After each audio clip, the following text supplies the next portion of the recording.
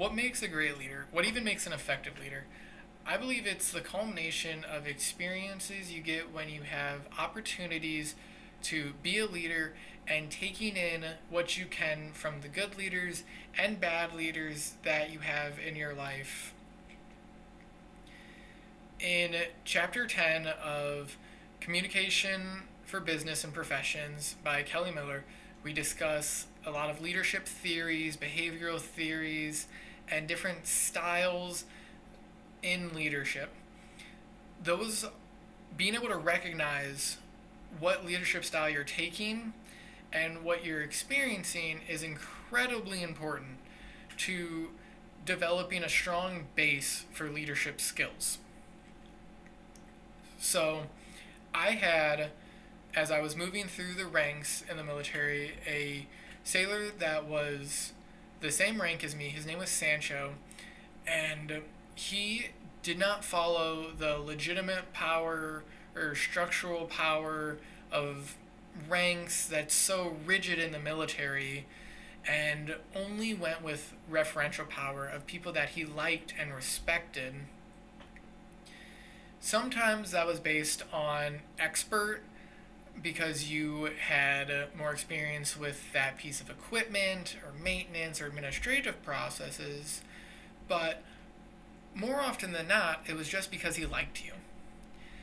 And that created a lot of animosity with him and our chief at the time because he wasn't respecting that very rigid, legitimate power model that is so common in the military.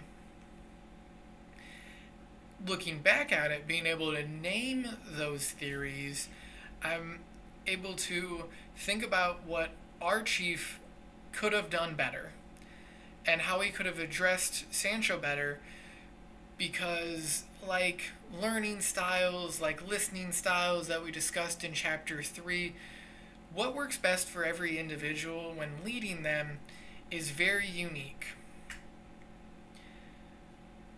When I was moving through the ranks, I had a very difficult to deal with boss. He was our department head at the time, and I was the leading petty officer of our division, and so I had about 10 to 12 guys underneath me, and a lot of maintenance to get done and take care of, and overall supervising of the administrative processes for our work center. And every day for months, I would get pulled into the navigator's office after work and get yelled at about things that I didn't address properly in his opinion. Either he found out about things too late by someone that wasn't me when it should have been me, or he just never found out at all. And those negative interactions I had with him started to create a lot of apprehension to go speak with him, which created a very ineffective line of communication. And looking back at the now, it's, two parts. One, what I did to make it more effective of just creating an open line of communication, going in, facing my fears, and addressing everything with him promptly, and recognizing now that he was a time-oriented listener from chapter 3 and wanted to just get right down to the point.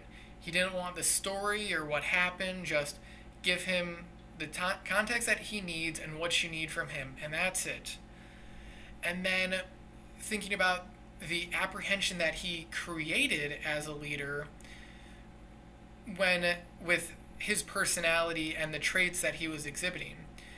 Because it all leads back to knowing what happened and being able to effectively critically reflect on those situations. We talk about it every single chapter with the keys, and one of the most important steps is just going back and, even in our studying, reflecting on it, and those reflections on experiences is what makes an effective leader, and then garnering enough of those experiences makes a great leader.